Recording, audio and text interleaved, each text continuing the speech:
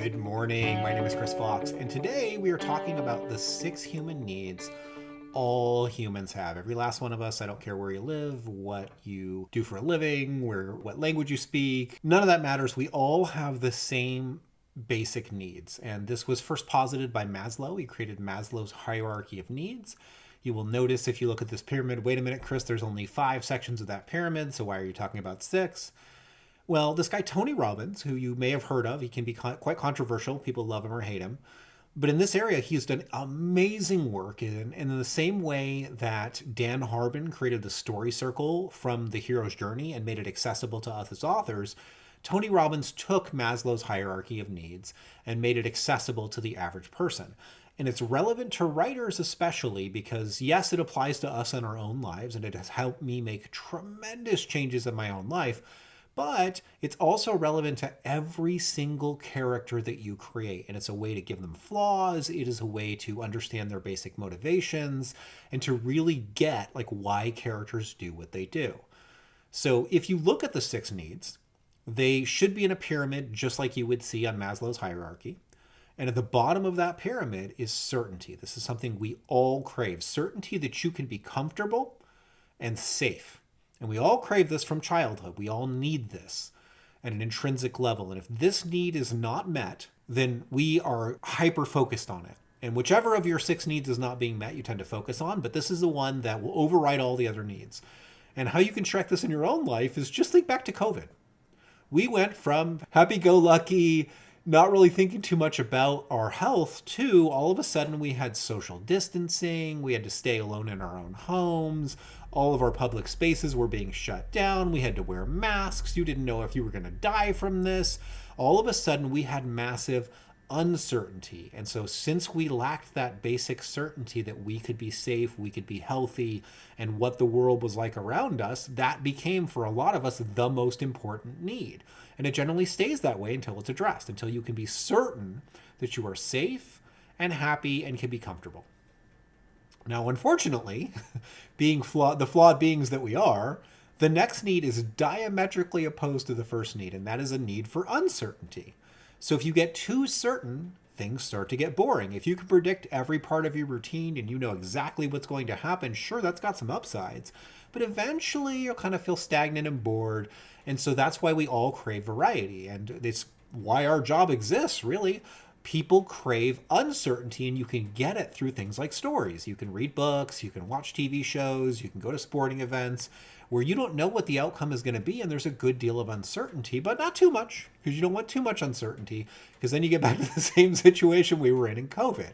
So you've got kind of these oscillating along a polarity needs where you need to be certain, but you also need some uncertainty. And you kind of got to balance those and balance them well. And if you're doing so, then we start to progress to the next need, which is significance. And this is the one that drove me personally for a lot of my life. Everybody tends to have one need that is the most important to them, and it can be any one of the 6. Usually it's one of the lower 4. And for me, that was significance. I felt insignificant during my childhood especially, and I wanted significance. I wanted to be a famous fancy pants author with very fancy pants. And that drove me and kind of shaped my actions. Significance was very, very important to me. I wanted other people to know who I was. I wanted to be special and unique. And I think a lot of us feel that, especially if you want to become an author and haven't quite hit the big time yet. You want that. But unfortunately, just like with the first 2, they're kind of diametrically opposed. The 4th need is diametrically opposed to the 3rd need. So if you have too much significance and become too unique, you start to lose the love and connection that all human beings crave. We are a tribal society, and we need the love of our peers. That can come in a lot of different forms. It can be the love of a parent. It can be the love of a spouse. It can be the love of a child. You're getting it from somewhere. It could be friendship with coworkers. We all crave a certain amount of connection and love.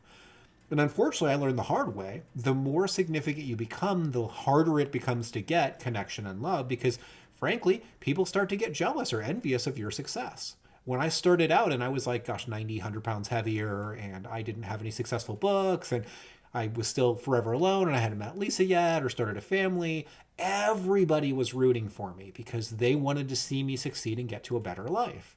But as you start to check off those milestones one by one and your income goes up and you're becoming more significant, more and more people, their attitude towards me cooled. They couldn't understand exactly where I was coming from because I started living a very different life than they did. And you feel disconnected from those people, and you don't feel a sense of love from them anymore. Some of them can be quite nasty and cruel, as a matter of fact. So all of a sudden, you satiate yourself with too much significance, and you're not getting enough love and connection. So you've kind of got to balance those needs in the same way that you've got to balance certainty and uncertainty. And that's the 4 lower needs. These are kind of the primal needs that everybody has to deal with. Past that, you have these 2 spiritual needs, which are important in their own way, but won't become important until you're really dealing with the first 4.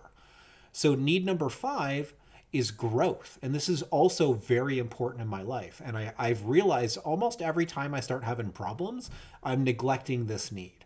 If I'm self-improving, if I'm getting in better shape physically, if I'm learning to become a better speaker or a better writer, or I'm learning some new skill, I feel better about myself.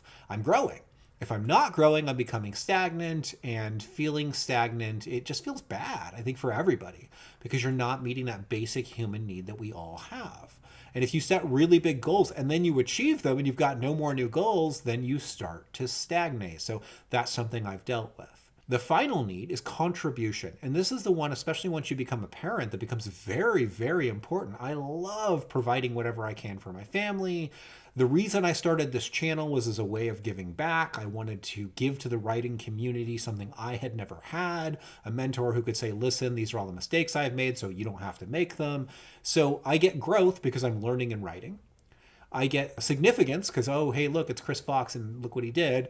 I get certainty. I know I can put videos out and I'm going to be successful. You may not like the video, but I'm going to put it out. I get uncertainty because I don't know what the reception is going to be like or what the comments are going to be like. And finally, I get contribution because I know that I'm contributing to people who actually get something out of these videos. So for me, making these videos hits all 6 human needs. And that is what we call a peak experience, which is a term that Maslow coined. Now, Tony Robbins has divided these experiences into 4 categories. The first one, the one that we all should be seeking, is the peak experience. And what that means is it feels good to do, it's good for you, and it's good for others. It's the best kind of thing you can do. So when I'm talking about this video, it hits all 6 of my needs, where it's definitely good for me to do it. It feels good to do it. I enjoy the process. And it's helping other people out too. I'm giving back to somebody and asking nothing in return.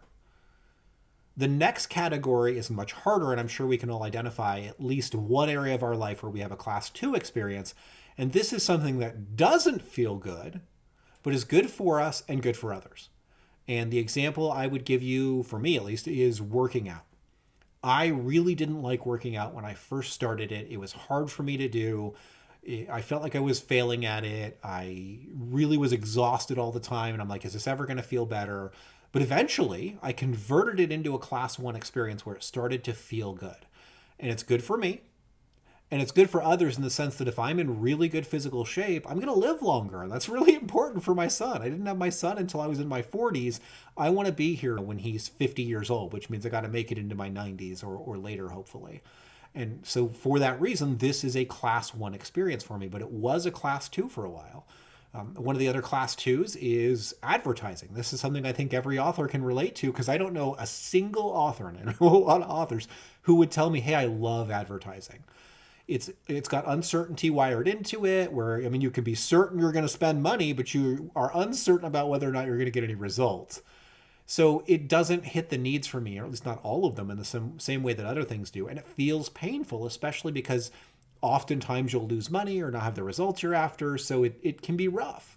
And I haven't figured out a way to convert this to a class 1 experience yet, but I would like to. In the meantime, I just keep doing it. I know that it doesn't feel good, but it is good for me. Therapy might follow into this as well. Maybe you don't enjoy going to therapy, but you badly need it. And it will help you to change your life. Converting that into a class 1 experience where you start to look forward to it the way I look forward to working out really makes it easier to do these things. And you know they're meeting your needs, so that helps a lot. A class 3 experience is something that feels good, but isn't good for you. So I've smoked more marijuana in my life than probably 10 other people combined. I started at the age of 16. I took a few breaks. Most of my life, I have smoked a lot of marijuana.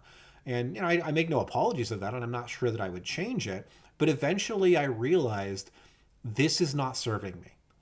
It does serve some of my lower needs in the sense that I can be certain that I'm going to be comfortable, and I've got a little variety, a little uncertainty, because I can appreciate things differently when I'm high and I'm not, looking at the world in the same way. But you're not getting any significance, and you're not getting any love and connection, and you're doing the opposite of growth. You're stagnating, and you certainly aren't contributing. So it's not hitting enough of my core needs. It's not a good thing for me to be doing, and so I don't do it very often, if at all, these days.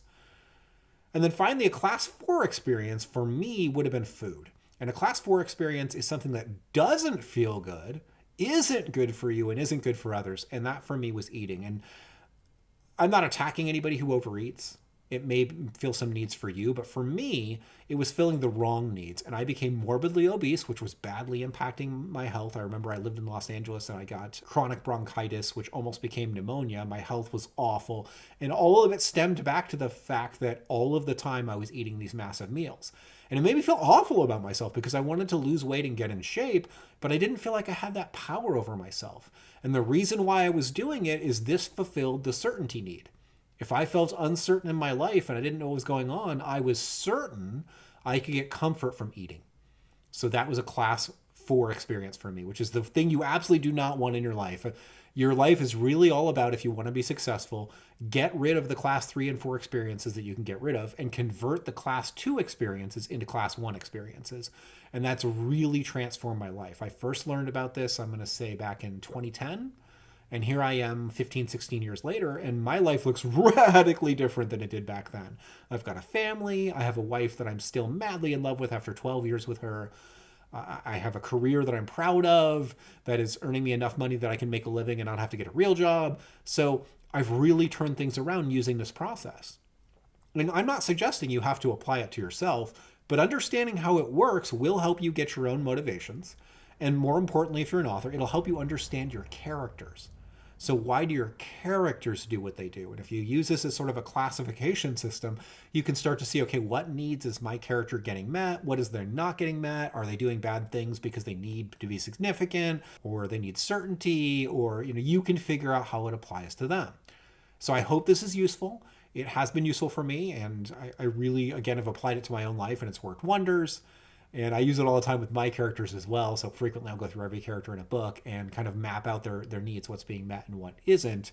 And that helps me to flesh them out further as characters. And then if I'm not sure what they would do in a certain situation, I just look at these needs and I'm like, oh, that's what they would do. And that's why they would do it. So again, very, very useful for characters.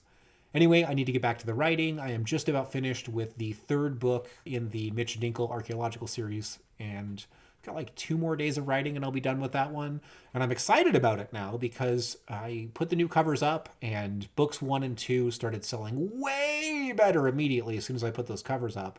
And book 2 just went live probably 5 days ago and it's doing really well. So I didn't do much to advertise it, but it rose up to, I want to say, number 14 in its categories at full price, which is really, really nice to see.